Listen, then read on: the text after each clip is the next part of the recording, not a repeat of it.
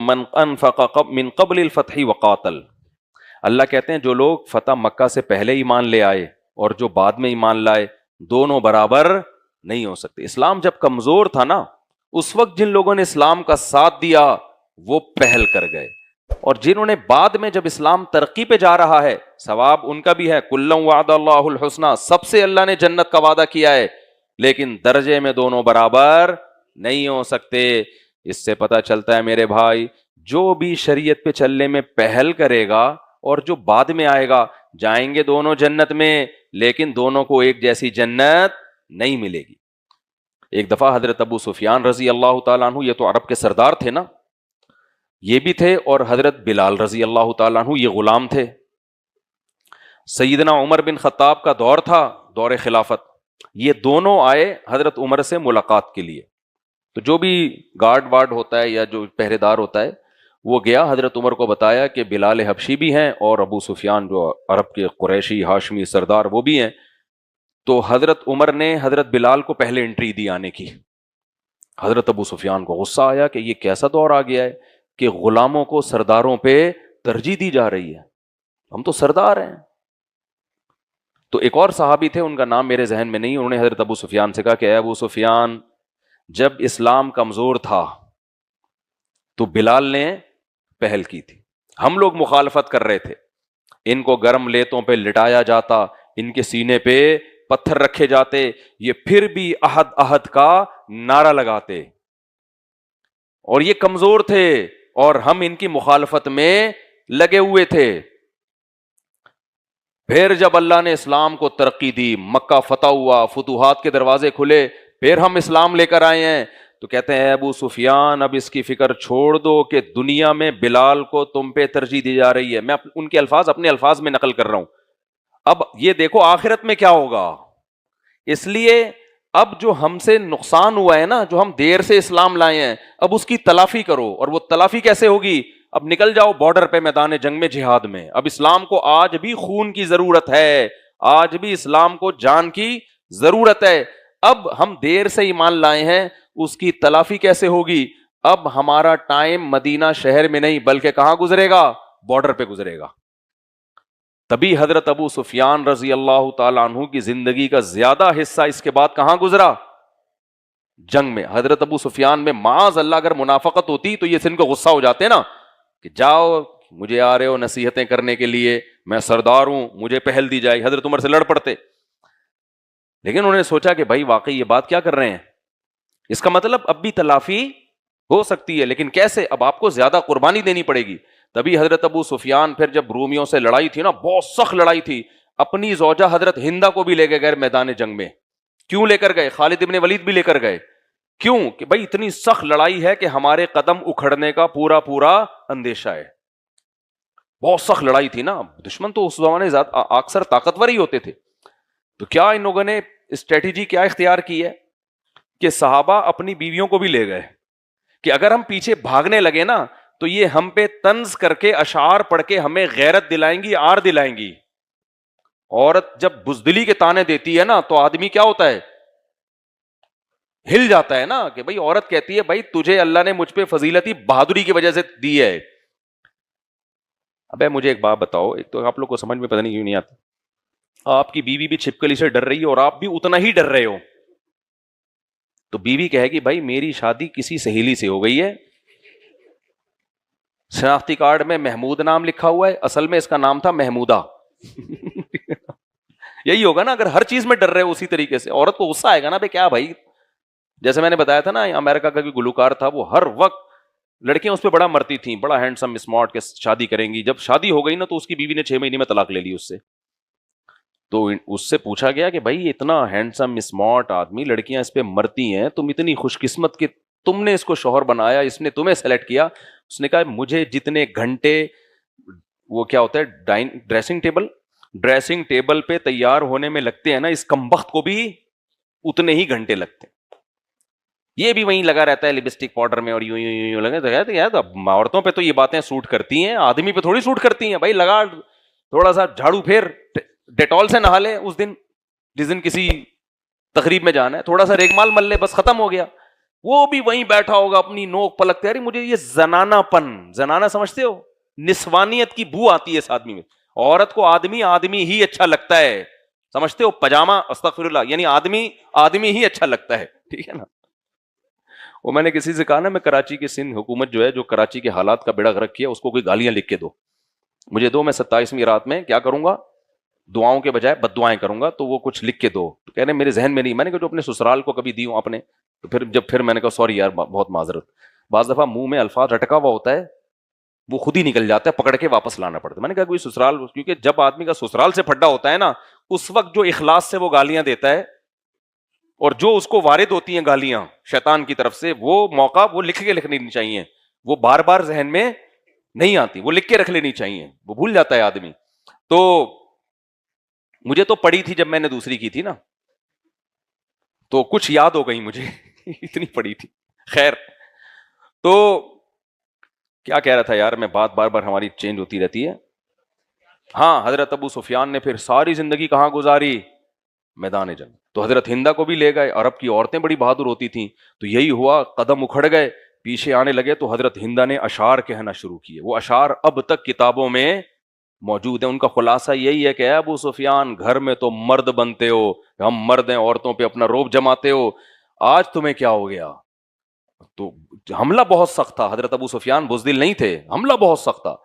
تو اور بھی اس طرح انہوں نے جب تانے دی ہیں، تو یہ لوگ دوبارہ پلٹے اور رومیوں کو شکست دے دی. انہوں نے، وہ بھاگ گئے، وہ، کیونکہ انہوں نے کہا یار اس زندگی سے کیا ہے، شہادت بہتر ہے، کس منہ سے گھر جائیں گے.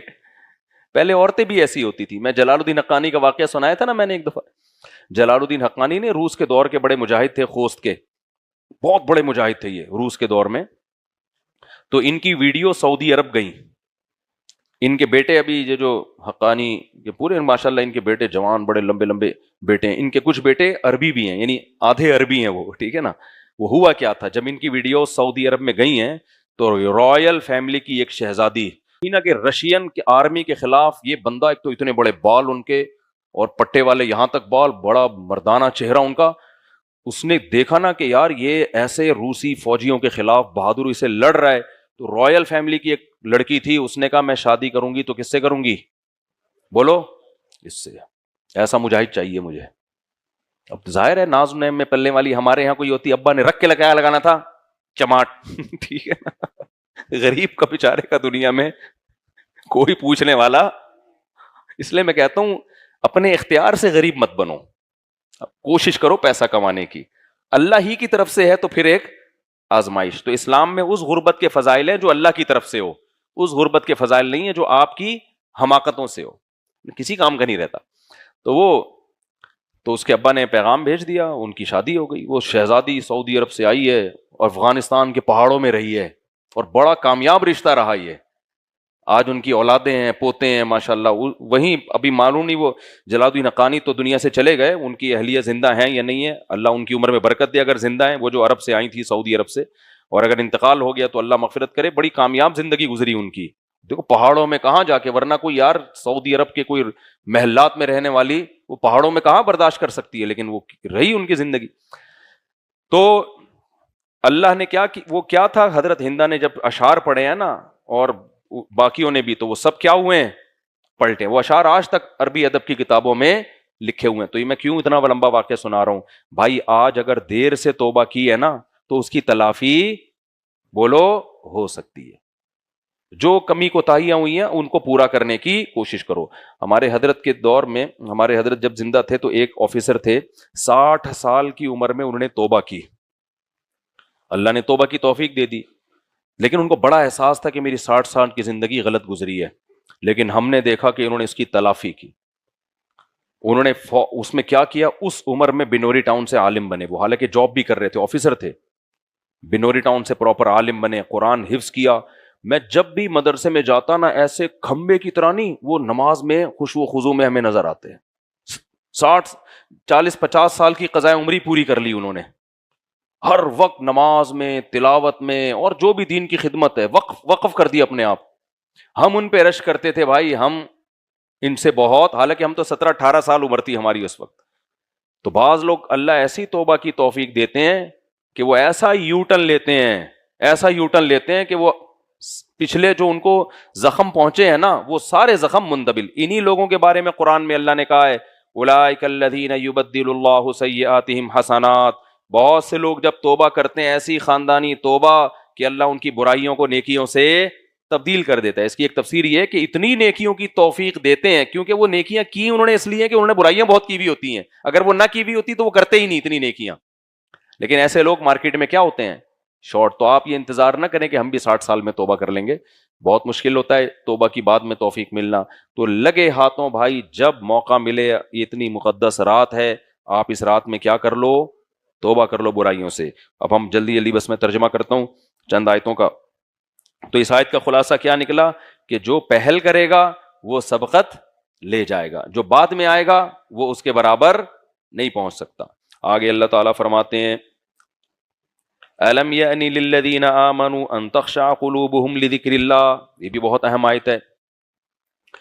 اللہ کہتے ہیں کہ کیا ایمان والوں کے لیے ابھی تک وقت نہیں آیا کہ ان کے دل اللہ کے حکم سے ڈر جائیں اور وہ مکمل اسلام کو فالو کرنے لگیں. یعنی یہ ٹائم کب آئے گا تمہارے لیے؟ کتنی زندگیاں گزر گئیں, کتنے رمضان ہماری زندگیوں میں آئے, کتنی نصیحتیں ہم نے سنی. اللہ کہتے ہیں کب کرو گے توبہ؟ یہ میں نے آیت اس لیے پڑھی ہے کہ اس پر ایک بڑا واقعہ ہے. فضیل ابن عیاض رحمہ اللہ تعالی, حضرت فضیل ابن عیاض جو تھے نا عبداللہ ابن مبارک کے دور کے تھے. ان کو عابد الحرمین کہا جاتا ہے. حرمین بہت عبادت کرتے تھے, بڑے اللہ والے بزرگ تھے یہ. ان کا ماضی پتہ ہے کیا تھا؟ ڈاکو. ڈاکو تھے, عیاش تھے, اور جو پروگرام ہوتے ہیں نا لڑکیاں نچوانے کے لیے بیٹھے ہوتے لوگ, پیسے ویسے پھینک رہے ہوتے اور میوزیکل شو چل رہے, وہ یہ بہت پرانا کلچر ہے. تو اس زمانے میں باندیاں نچواتے تھے لوگ. تو یہ عیاش قسم کے آدمی تھے. تو ظاہر ہے ابھی مجھے پورا واقعہ ایز اٹ از یاد نہیں ہے, بہت پہلے پڑھا تھا, تو ہو سکتا ہے واقعے کی ڈیٹیل بتانے میں تھوڑی سی مجھ سے مسٹیک ہو جائے. تو ان کو روکتے ہوں گے ان کے رشتہ دار, ان کے والدین. ایک دفعہ یہ کہیں چھپ کے نا دیوار پھلانگ کے جا رہے تھے کہیں کوئی برائی کے ارادے سے. تو کہتے ہیں کہ دو روایتیں اس میں ملتی ہیں کہ دیوار سے آواز آئی یا اس نے ان کے پاس جو موسیقی کا آلہ تھا نا اس کو بجانے کی کوشش کی.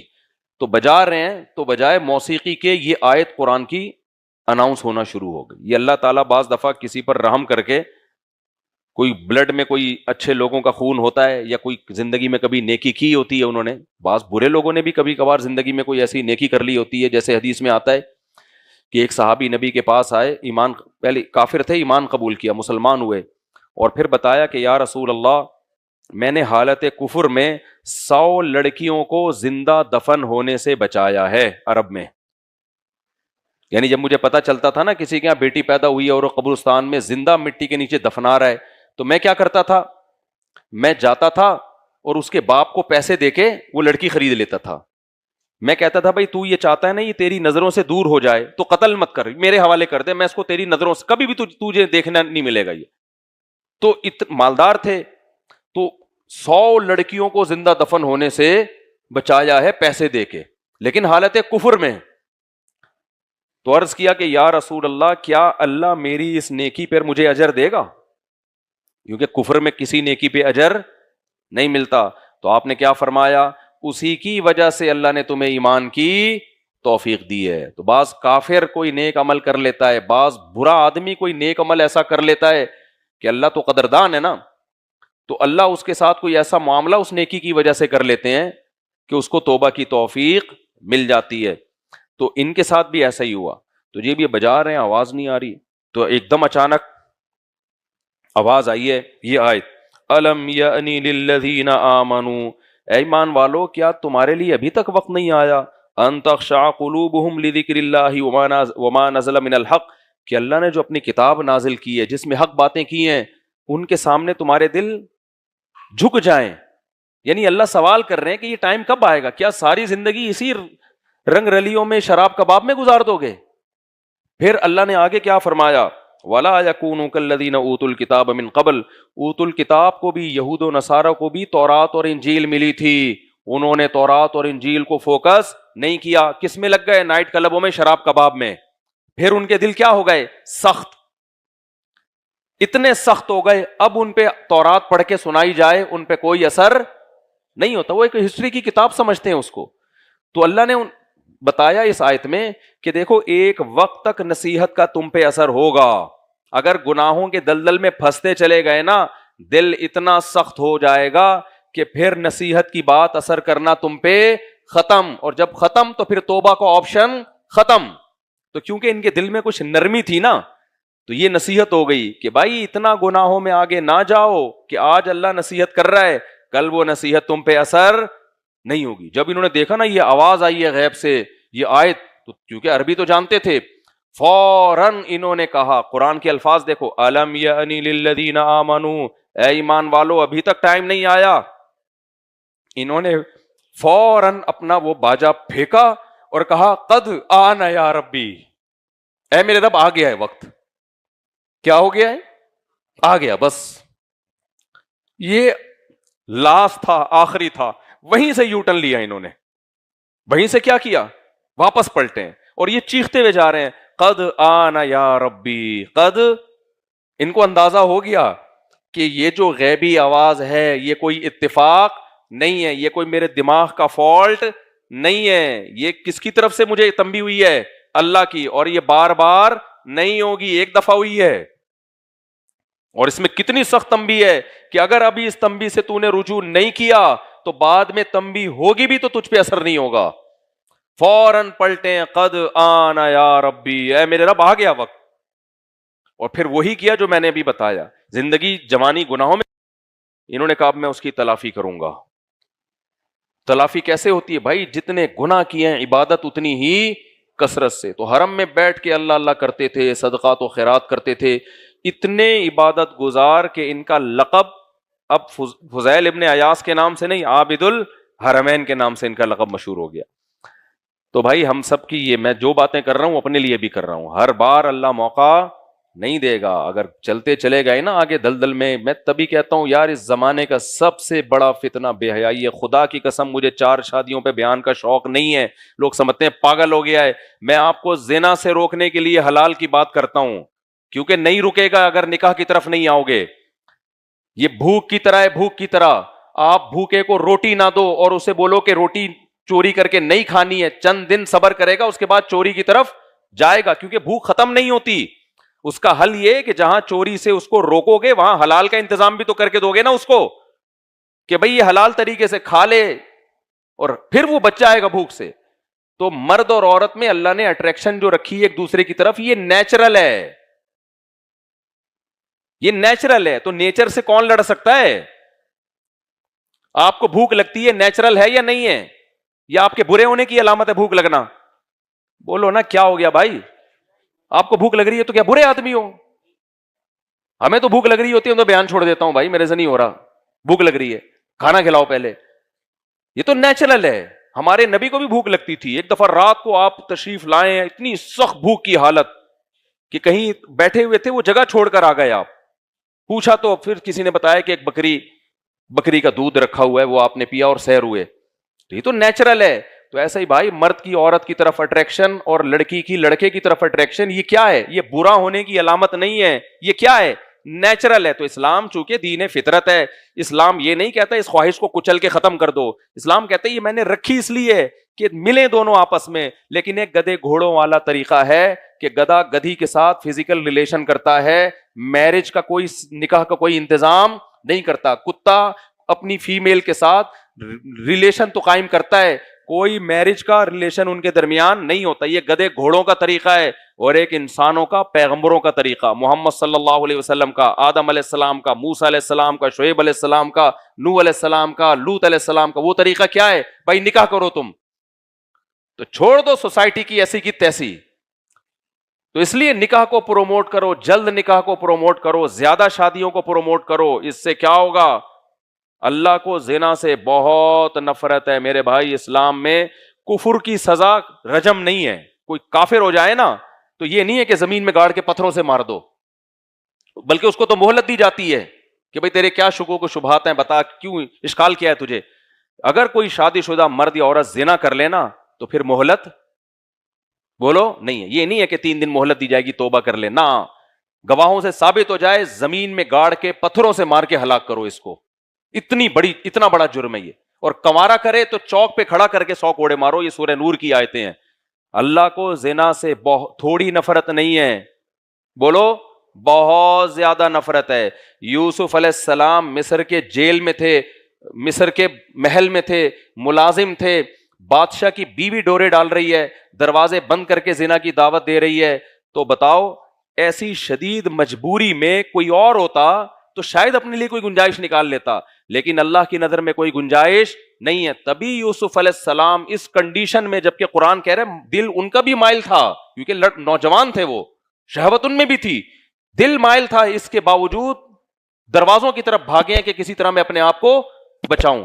اور پھر اس زلیخا نے دھمکی دی کہ اگر تو نے میری خواہش پوری نہیں کی میں جیل میں ڈال دوں گی, کوئی دیکھنے والا نہیں ہے, کوئی بدنامی کا خطرہ نہیں ہے, اور رشتے کا حصول بھی ممکن ہے کہ اجنبی ملک میں.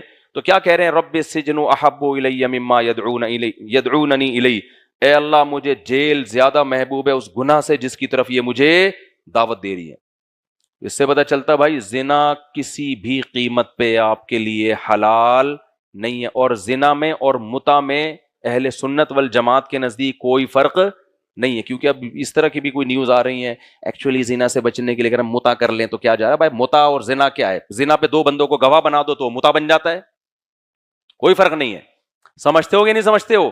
تو آپ کے پاس برائی سے بچنے کے لیے صرف ایک آپشن ہے, وہ کیا ہے؟ نکاح. اور اس میں جو پسند آ رہی ہے پیغام بھیجو, شادی کرو, ایسی کی لکھ کے لگا دو یہاں پہ, ایسی کی تیسی. کیونکہ یہ تمیز سے ہونے والا کام ہے نہیں, میں اس لیے تھوڑی آپ کو اتنے موٹیویٹ کروں, مجھے پتا ہے ہم بھی اسی سوسائٹی میں, یہ تمیز سے نہیں ہوتا. ایسا نہیں ہوتا کہ آپ کی پھپھو بھی کہیں گی جیسی شادی کا سنا ویل ڈن, ابا بھی کہے گا ویل ڈن, اما بھی کہے گی, فوراً کان کھڑے ہو جائیں گے, کیا ہو گیا, پاگل ہو گیا کیا, پاگل ہو گیا کیا؟ تو آپ بولو ہم ہیں ہی پاگل. تو اس لیے میرے بھائی اپنے آپ کو برائی سے بچاؤ, اس سے لڑکیوں کو بھی فائدہ ہوگا, ان کو بھی, وہ بھی برائی سے بچیں گی. یونیورسٹیوں میں دیکھو نا, یونیورسٹیاں کم ہیں اور بے حیائی کے اڈے زیادہ بنے ہوئے ہیں, بے حیائی کے اڈے زیادہ بنی ہوئی یونیورسٹی ہیں, اسکول کالج سب گدے گھوڑے والا سیٹ اپ ہے. انسان مارکیٹ سے کیا ہو رہے ہیں, شارٹ گدے گھوڑے بن رہے ہیں. 4 بیویاں رکھو, سر اٹھا کے جیو ایسی, گھر میں نہیں بے شک سر اٹھا سکتے, باہر تو اٹھاؤ گے نا, کیا خیال ہے, ایسی کی تیسی یار. تو اور یہ عزت آنے جانے والی چیز ہے, تھوڑے دن بےزتی ہوگی پھر عزت, پھر آپ کی اپنی اتنی اولادیں ہوں گی, کیا کرنا ہے دوسروں سے. اور ویسے بھی یار ہدایہ فقہ کی بڑی مشہور کتاب ہے, اس میں غلام کو نا اسلام میں 2 شادیوں کی اجازت ہے, غلام کو 4 کی اجازت نہیں ہے, کیونکہ غلام ہوتا ہے وہ. تو اس کی حکمت علماء نے لکھی ہے, لِأَنَّ التَّزَوُّجَ بِأَرْبَعِ حَرَائِرْ مِنْ كَرَامَاتِ بَنِي آدَم, کہ غلام جو ہے نا, چونکہ وہ غلام ہوتا ہے تو, اور انسان غلام بن نہیں سکتے, تو وہ تو جنگ میں قیدی ہو کے غلام بنا ہے وہ, تو اس میں گویا کہ وہ انسان والا عنصر اس میں پورے طور پر نہیں ہے, جنگی قیدی ہے نا وہ, غلام بن گیا وہ, تو اس لیے اس کو صرف 2 کی اجازت ہے, سمجھ رہے ہو. لیکن جو آزاد آدمی, وہ پورا چونکہ ہر طرح سے انسانوں والے حکام اس پہ جاری ہو رہے ہیں, تو صاحب ہدایہ لکھتے ہیں, جو فقہ حنفی کے بہت بڑے امام گزرے ہیں, کہتے ہیں کہ اللہ نے جو مرد کو 4 کی اجازت دی ہے نا, یہ بنی آدم کو اللہ نے عزت دی ہے, یہ سوسائٹی میں بےزتی کرانے کے لیے یہ حکم نہیں دیا کہ لوگ کہیں بے 2 لے کے گھوم رہے ہیں, 3 لے کے, سب بےزتیاں کریں, نہ نہ نہ. اللہ کا مقصد کیا تھا؟ انسان کو عزت دینا. سمجھ رہے ہو کہ نہیں سمجھ رہے؟ تو آج دیکھو ہمارا مرغا 4 لے کے گھوم رہے ہیں, وہ عزت دار ہے. اب خواتین بیٹھی ہوئی ہیں, غصہ ہو جاتی ہیں, میں بار بار کہتا ہوں میں خواتین ہی کے لیے یہ بات کر رہا ہوں. آپ کی تو شادی ہو گئی, بہت سی بیوہ طلاق یافتہ کنواریاں گھروں میں سڑ رہی ہیں, وہ بھی تو عورت ہی ہیں نا بھائی. تو اس لیے زنا نہ کرو, 4 شادیاں بھائی آپ کی مرضی ہے, لیکن زنا کے قریب بولو مت پھٹکو. زنا سے اللہ کو بہت زیادہ نفرت ہے, اور زنا سے بھی, اور جو چیز زنا کے قریب لے کے جاتی, شراب کباب آپ کو کہاں لے کے جاتے ہیں؟ بولو زنا کی طرف. اور لڑکیوں سے دوستیاں, جو جتنے نمبر ہیں نا, آج مقدس رات ہے, ڈیلیٹ کر دو سارے نمبر, صرف 4 رکھو. یعنی آپشن کے لیے ان کو بولو بھائی میں شادی کرنا چاہتا ہوں, اگر ایگری ہو تو بس زیادہ لمبا نہیں چلانا اس کو, ٹھیک ہے میں آ رہا ہوں پیغام لے کے. ایگری نہیں ہو, مجھے 2 سے 3 دن کے اندر جواب چاہیے. وہ لڑکیاں بھی گھسیٹتی ہیں, چسکے لیتی ہیں, ٹھیک ہے ابھی ہم غور کرتے ہیں, پہلے انڈرسٹینڈنگ تو ہونے دو. मलेशिया में क्या होता है, 10-10 साल अंडरस्टैंडिंग होती है, उसके बाद शादी के अगले दिन तलाक हो जाती है। गोरे भी ऐसे ही करते हैं, 50-50 साल में बच्चे उनके शादी हो चुकी, बच्चे पहले होते हैं, बच्चे अब्बा अम्मा की शादी में तंबू लगा रहे होते हैं और अगले दिन फिर तलाक हो जाती है उनमें। ये बकवास है भाई। शादी से पहले की जिंदगी में और बाद में जमीन और आसमान का फर्क है। अक्सर ये जो सेटिंगों की शादियां हैं ना, जिनमें, मैं नहीं कह रहा मोहब्बत की शादी मत करो, मोहब्बत की शादी और सेटिंगों की शादियों में फर्क है। जहां अट्रैक्शन है वही करो, लेकिन जब दोस्ती हो गई ना जहां पे, अब गालिब ये कि वहां शादी कामयाब नहीं होगी आपकी। दोस्ती लगानी ना आपने लड़की से, घंटों घंटों लगे रहते हो फोन पे, अब खतरा है कि शादी के बाद ये प्रोग्राम क्या हो जाएगा आपका, उड़ जाएगा। तो दोस्तियों के बाद निकाह अक्सर नाकाम होता है। हाँ, मोहब्बत वाला निकाह तो करना चाहिए, वो तो है कि जहां मोहब्बत हो वही निकाह करो। तो दोनों में बड़ा फर्क है। तो 4 नंबर रख लो और उनको चारों को पैगाम भेज दो। अब आप सेलेक्ट कर लो इनमें कौन सी वाली है, इस्तिखारा भी कर लो। तो उसके बाद फिर बोलो भाई मैंने बयान सुना है और मुफ्ती साहब का बयान मैंने सुना है, लेकिन मुफ्ती साहब की बात नहीं, ये बात किसकी है, अल्लाह की बात है। मुफ्ती साहब क्या भाई, मुफ्ती साहब तो अंडा मोड़ में रहने वाला एक आम सा इंसान है, लेकिन बात उसने कुरान की है, अल्लाह की है, जिस अल्लाह ने हमें खिलाया पिलाया। तो इस सिलसिले में मैं आपके यहाँ पैगाम भेजना चाहता हूँ। तो मुझे हाँ या ना में 3 दिन के अंदर जवाब चाहिए। क्या चाहिए? 3 दिन के अंदर जवाब, हाँ या ना। दाएं बाएं जाने की जरूरत नहीं है। कोई और मेरे बारे में पूछना है, तनख्वाह से मुताल्लिक पूछना है, तो डोले वोले तो तुमने फेसबुक पे तस्वीरों में देख लिए होंगे। आजकल तो कोई तमीज से तस्वीर ही नहीं रखता फेसबुक पे। स्टाइल देखो, कोई यूं करके खिंचवाई भी होगी। मैं जब किसी से मांगता हूं ना, कोई जानने वाला, कोई रिश्ता विश्ते का, कि यार अपनी तस्वीर पे, वो टेढ़ी मेरी तस्वीरें भेज रहा होता है। स्टाइलिश थे सब है भाई। मैं तो रिश्ते कराता नहीं हूं, लेकिन बहुत ही कोई करीबी हो भाई, तो तमीज से खड़ा हो जा, सीधा भेज दे तस्वीरें। वो भेजेगा साहिल समंदर की, यूं करके घूम रहा है ना, आधा यहां है आधा, ठीक है ना। वही इब्तिदाई इश्क में दिल हुआ यूं खराब आधा, कि जैसे सीख पे चढ़ते ही जल जाए कबाब आधा। शायर कहता है लगता है मेरे महबूब की एक आंख गायब है, कि उसने जब भी पलटा है तो पलटा है नकाब आधा। जैसे महबूब, औरतें भी इसी तरह कर रही होती हैं ना, साइड पोज हो रहा है और ये मर्द भी ऐसे ही कर रहे हैं। भाई पूरा अपने आप को मुंह दिखा दे तू सामने से कैसा है, तो नहीं स्टाइल। तो आपने क्या करना है, उन चारों को जो कंवारे हैं, वो चारों को क्या करें, बोल दें भाई ये 4 सेलेक्टेड हैं, बाकी तो बगैर बताए ब्लॉक कर दें। थोड़ी जो आपको लगे कि नहीं ये नहीं शादी हो सकती, ब्लॉक मारो यार उसको। और 4 जो हैं उनमें से आप उनको पैगाम भेज दें और बोल दें कि भाई 3 दिन के अंदर मुझे हाँ या ना में जवाब चाहिए, ठीक है ना। तो आए, ईरान तुरान करने की जरूरत नहीं है। जो मेरे बारे में तुम्हें मालूमात चाहिए मैं देने के लिए तैयार हूं, मालूमात दे दें उसको, हाँ हो जाए, चलो भाई अब निकाह होगा। डायरेक्ट क्या होगा, मंगनी मंगनी नहीं है, डायरेक्ट क्या होगा, निकाह होगा। चलो जी कोर्ट में चलते हैं या मस्जिद में मौलवी साहब के पास चलते हैं, जहां भी आपकी मर्जी हो भाई, जाके निकाह करो और रुखसती करके मार्केट से उसको शार्ट करो, ठीक है ना। ऐसी की तैसी। फिल्मों में देखा होगा ना, घोड़े पे लेके भगा दिया, तो ये ओरिजिनल में भी करो ये काम। लेकिन फिल्मों में तो पता नहीं कहां भगा के ले जाता, तुम घर में लेकर आओ उसको। अब्बा घर में नहीं घुसने दे रहे तो किराए पे एक दूसरा घर ले लो। अब्बा के भी बड़े मसाइल हैं यार, आजकल बहुत ज्यादा मसाइल हैं अब्बा के, करने ही नहीं देते। तो आपने कहीं और किराए पे घर ले लो। एक आध बच्चा पैदा होगा, अब्बा को लाके दिखाओ अब्बा आपका पोता है, तो अब्बा को पोते से वैसे ही बड़ी मोहब्बत होती है, प्यार आएगा। अब्बा कहेगा ले आप बहू को भी ले आए यार, तो फिर एक और कर लो। बोलो अब्बा जब क्या तो ऐसे 4 पोते हो जाएं तो क्या जा रहे हैं। तो खुलासा ये मेरे भाई, जिना से क्या करो, तौबा। आज भी बड़ी रात है, रात को अल्लाह से, अगर किसी से खुदा न ख्वास्ता जिना हो गया, गिड़गिड़ा के अल्लाह से दुआ मांगे, अल्लाह से मांगे अल्लाह इस अजाब से मुझे हमेशा के लिए बचा ले, शराब से बचा ले। शराब नहीं छूटती, लेकिन छोड़ने वाले छोड़ देते हैं। मैं अपने एक दोस्त का वाकया सुनाता हूं ना, इंडियन, वो नशे के आदी थे। वो कहते हैं मैं नशा सिर्फ पीता नहीं था, करता नहीं था, बेचता भी था। बहुत खतरनाक नशे किए। कह रहे जब तौबा का तबलीग में सहरोजा लगा था, तबलीग ने भी बड़े बड़े लोगों को इंसान का बच्चा बनाया यार। कह रहे हैं सहरोजा लगा, मैंने कहा कि बाप बस अब खत्म। कैसे खत्म करें भाई, तड़पता है जिस्म। कहते हैं मैंने अपने आप को घर के अंदर 6 महीने के लिए बंद कर दिया। माँ से कहा मुझे यही खाना मिल जाए, माँ मैं 6 महीने से पहले इस कमरे से बाहर नहीं, चीखूंगा, दीवारों से सर मारूंगा, कमरे से बाहर नहीं निकलूंगा, मैं मरूंगा यही मरूंगा, मैं खाना पीना मुझे यहां मिल जाए, थोड़ा धूप रोशनी का इंतजाम था कमरे में, जुम्मा भी नहीं पढ़ने जाऊंगा। कह रहे क्यों, मुझे जुम्मा पढ़ने जाता ना मैं अगर, तो मेरे वो چھٹے والے دوست مل جاتے ہیں مجھے وہاں پہ, پھر ان کو دیکھ کے خیال آتا ہے کہ جمعے کے بعد ایک اگر ہو جائے تو کیا چل رہا ہے. تو میرا خیال ہے اللہ اس کو معاف کر دے گا, جمعے چھوڑنے کا گناہ نہیں دے گا, کیونکہ وہ بڑے عذاب سے بچنے کے لیے یہ کر رہا ہے کہ اس کو پتا ہے جمعہ پڑھوں گا تو پھر چھٹے پہ, تو ایسے جمعے کا کیا فائدہ. تو کہہ رہے میں نے بس شرعی مسئلہ مجھے نہیں معلوم تھا, لیکن میں نے کہا اللہ مجھے معذور سمجھے گا, میں نہیں پڑھوں گا جمعہ بھی نہیں. کہہ رہے گھر میں نمازیں پڑھی, اپنے آپ کو مصروف رکھا, سوتا رہا, تو 6 مہینے تو بہت ہوتے ہیں, نشہ ایسا ٹوٹا ہے. کہہ رہے صرف نشہ نہیں ختم, ایسی صحت اچھی ہو گئی ماشاءاللہ, نشہ بھی ٹوٹ گیا. اور کہہ رہے مجھ میں قوت ارادی اتنی مضبوط ہو گئی ہے, قوت ارادی.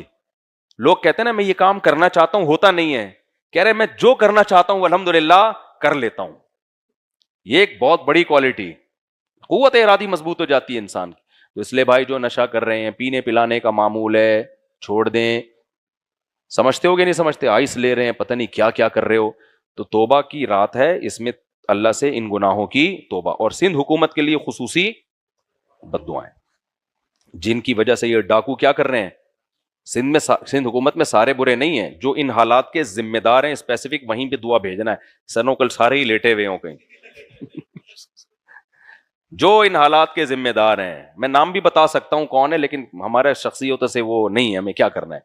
جو متعلقہ امور کے ذمہ دار ہوتے ہیں نا, تو گو کہ اللہ جو بھی ہے, جس نام کا بھی ہے, اس کو ہدایت دے, ہدایت کے قابل نہیں ہے اس سے ہمیں جان چھڑا لے تو ہم.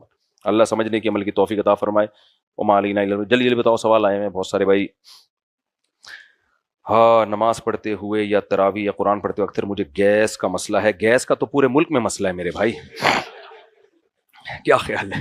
گیس ہی تو نہیں آ رہی, چولہا جلاؤ, سحری کے وقت میں گیس غائب ہو جاتی, اور آپ کو گیس کا مسئلہ ہے یار. تو آپ سوئی گیس والوں سے رابطہ کریں, بولے میرے پاس کچھ اضافی گیس ہے, صحیح ہے نا.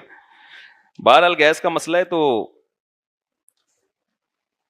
اس کو روک کر عبادت کرنا جائز ہے, لیکن یہ کہ پیٹ اس سے خراب ہوتا ہے. انہوں نے پوچھا گیس روک کے نماز پڑھ سکتا ہوں, کر سکتے ہیں. گیس خارج کر کے نماز پڑھنا جائز نہیں ہے, روک کے تو پڑھ سکتے ہیں, لیکن پیٹ خراب ہوتا ہے اس سے. تو اس کا حل یہ ہے کہ ہلکے ہو جائیں, پھر آرام سے پڑھ لیں, بہتر ہے. بہت سے لوگوں کو اکثر شک ہوتا ہے کہ ابے پھر دوسرا بھی گیس کا مسئلہ ہے یار. دیکھو, یہ سوال کے بجائے پڑھنے کے بجائے میں جواب دے دیتا ہوں, جواب سے سوال بھی سمجھ میں آ جائے گا. جب تک 100% یقین نہ ہو گیس نکلنے کا, اس وقت تک وضو نہیں ٹوٹتا. بعض لوگوں کو ایسے شک ہوتا ہے کہ پتہ نہیں گیس نکلی ہے, ہوا خارج ہوئی ہے, نہیں. نہ اتنا یقین ہو کہ قسم اٹھا کے بول سکیں کہ ہاں بھائی وضو ٹوٹا ہے. پیشاب کے قطرے کا بھی یہی ہے, شک ہوتا ہے قطرہ نکلا ہے کہ نہیں نکلا. جب اتنا یقین ہو نا قطرہ نکلنے کا کہ سامنے والا پوچھے کہ یقین ہے, آپ قسم اٹھا کے بولیں. بعض لوگ کہتے ہیں اب ہمیں یہ نہیں پتا چلتا کہ ہم قسم اٹھا کے بول سکتے ہیں کہ نہیں بول سکتے, تو اس کا مطلب یقین نہیں ہے آپ کو. تو جب تک یقین نہ ہو اس وقت تک وضو نہیں ٹوٹتا. میری عمر 25 سال ہے, 10 مہینے میری شادی ہوئی, شوہر کی ظلم زیادتی کی وجہ سے جنوری 2024 میں خلا کا مقدمہ دائر کیا. اس مہینے فیصلہ آ جائے گا, تو میں عدت کا ٹائم کیا ہوگا, اور کیا میں عدت میں جاب کر سکتی ہوں, کیونکہ میرے گھر میں صرف والدہ اور 2 بہنیں ہیں. دیکھیں, خلا میں جب کیس فائل کیا جاتا ہے نا, تو پہلے مفتیان کرام سے پوچھ لیا کریں, تاکہ وہ ایسا طریقہ آپ کو خلا کا بتائیں جو ویلڈ ہو, اور وہ خلا شرعن بھی کنسیڈر کیا جا سکے. کیونکہ جج اس کا خیال نہیں کرتے, نوٹس غلط جگہ بھیج دیتے ہیں. بعض دفعہ آپ جس کو ظلم سمجھ رہی ہو وہ شریعت کی نظر میں ظلم ہوتا نہیں ہے, وہ آپ کے بیسک حقوق پورے کر رہا ہوتا ہے.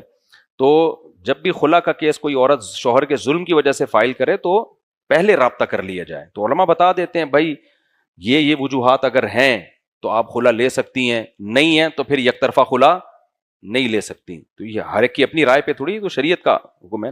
تو اب جب آپ نے خلا لے لیا ہے اور آپ نے کہا وہ واقعی ظلم زیادتی کرتا تھا, تو وہ خلا کے پیپر کہیں جمع کرا دیں تاکہ مفتیان کرام اس کو دیکھ لیں. دارالعلوم کرنگی ہے, بنوری ٹاؤن ہے, جامعۃ الرشید ہے, کہیں بھی جمع کرا دیں, وہاں سے فتویٰ لیں باقاعدہ کہ یہ خلا شریعت میں ہو بھی گیا ہے کہ نہیں ہوا, تاکہ وہ دیکھیں گے جج نے اس پروسیس کو پورا کیا ہے کہ نہیں کیا. جج تو آج کل بیٹھے ہیں بس ڈگریاں پکڑانے کے لیے.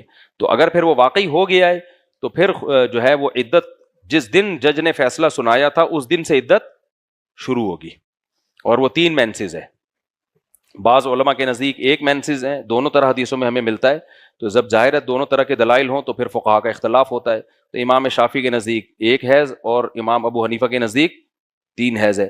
تو 3 مینسز جب گزر جائیں تو آپ جہاں چاہیں نکاح کر سکتی ہیں. عدت میں گھر سے نکلنا جائز نہیں ہے, لیکن کمانے کی مجبوری ہو تو پھر نکلنا جائز ہے. اب کمانے کی مجبوری ہونی تو نہیں چاہیے, کیونکہ عدت کا خرچہ شوہر کے ذمے ہے. عدت کا خرچہ کس کے ذمے ہے؟ شوہر کے ذمے ہے. تو لیکن اگر وہ نہیں دے رہا یا اس سے لینا مشکل ہو رہا ہے تو پھر مجبوری میں جاب کے لیے جا سکتی ہیں, لیکن دن دن میں جائیں. زینت اختیار نہ کریں, زیادہ کا زینت اختیار کرنا جائز ہی نہیں ہے. سادہ کپڑوں میں جائیں, اپنے جاب نمٹائی, واپس گھر میں. اچھا بھائی, مفتی صاحب اگر یہ سوچ کر ذریعہ معاش کے لیے آگے نہ بڑھیں کہ اللہ نے جو مقدر میں لکھا ہے وہ مل کر رہے گا, اللہ نے جو پراٹھے آپ کے مقدر میں لکھے ہیں حلق میں جا کے رہیں گے, تو پھر صبح ناشتہ بھی نہ کرو آپ. کیا خیال ہے؟ بیگم انڈا بنا کے سامنے رکھا ہوا ہے, اس نے پراٹھا رکھا ہوا ہے, چائے پی لیں,